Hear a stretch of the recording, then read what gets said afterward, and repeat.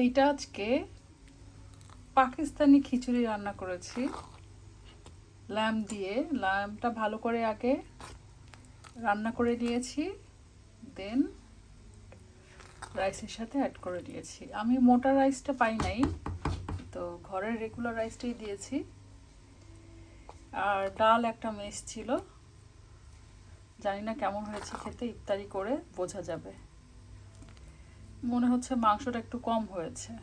Rice আর ডালটা অল্প দিয়েছিলাম, বেশি হয়ে গেছে, পরিমাণ বুঝতে পারিনি ফার্স্ট টাইম। দেখি ট্রাই করে কেমন হয়েছে।